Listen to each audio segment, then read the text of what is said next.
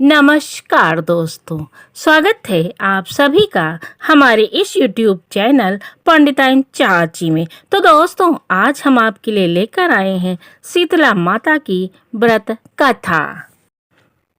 एक गांव में एक ब्राह्मण परिवार में बुजुर्ग दंपत्ति के 2 बेटे और 2 बहुएं थीं।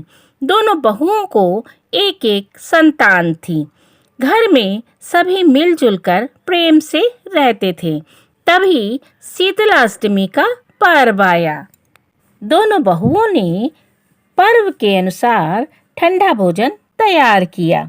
दोनों बहुओं के मन में विचार आया कि यदि हम ठंडा भोजन लेंगी तो बीमार होंगी। बेटे अभी छोटे हैं। इस कुविचार के कारण दोनों बहुओं ने तो पशुओं के दाने तैयार करने के बर्तन में गुपचुप 2 बाटी तैयार कर ली। जब उनकी सास शीतला माता की पूजा करके आई तो शीतला माता की कथा सुनी। बाद में शीतला माता के भजन करने के लिए बैठ गईं और दोनों बहुएं बच्चों को रोने का बहाना बनाकर घर चली आईं और उन्होंने जो खाना बनाया था उसको निकाला और पेट भर खा लिया। सास ने घर आने पर बहुओं को भोजन करने के लिए कहा तो बहुएं ठंडा भोजन करने का दिखावा करके घर काम में लग गईं। सास ने सोचा कि दोनों बहुएं तो खा चुकी हैं, बच्चों ने भी नहीं खाया। तो सास ने कहा, बच्चे कब के सोए हुए हैं, उन्हें जगाकर भोजन करा लो।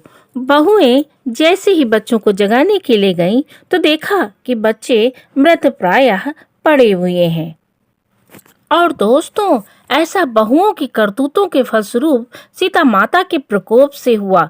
बहुएं विवश हो गईं और उन्होंने सास से पूरी घटना बताई तो सास बहुओं से झगड़ने लगी। सास बोली कि तुम दोनों ने अपने बेटों की बदौलत शीतला माता की अवहेलना की है, इसलिए उन्हें अपने घर से निकाल दिया और कहा कि बेटों को जिंदा स्वस्थ लेकर आओ, तभी घर में पैर रखना। अपने मृत बेटों को टोकरे में सुलाकर दोनों बहुएं घर से निकल पड़ी। जाते जाते रास्ते में एक जीर्ण वृक्ष आया। वह खेजड़ी का वृक्ष था। इसके नीचे ओरी और शीतला 2 बहनें बैठी हुई थी। दोनों के बालों में जू भरे हुए थे, सर पे रेंग रहे थे और दोनों बहुएं जाके उसी के पास बैठ गईं। और उन्होंने जब देखा कि दोनों खूब खुजला रही, खूब परेशान हो रही, उनके बालों से जू रेंग रहे हैं, तो उन दोनों को दया आ गई और उन्होंने शीतला और ओरी के बालों से खूब सारी जू निकाली। जूओं का नाश होने से ओरी और शीतला के मस्तक में शीतलता का अनुभव होने लगा। उन्होंने कहा, तुम दोनों ने हमारे मस्तक को शीतल ठंडा किया है, वैसे ही तुम्हें पेट की शांति मिले। तब दोनों बहुएं एक साथ बोली कि पेट का दिया हुआ ही लेकर हम मारी मारी भटकती हैं, परंतु शीतला माता के दर्शन नहीं हुए हैं। तो शीतला माता ने कहा कि तुम दोनों पापिनी हो, दुष्ट हो, दुराचारणी हो, तुम्हारा तो मुंह देखने भी योग्य नहीं है। शीतला सप्तमी के दिन ठंडा भोजन करने के बदले तुम दोनों ने गर्म भोजन कर लिया था। दोस्तों, यह सुनते ही बहुओं ने शीतला माता को पहचान लिया।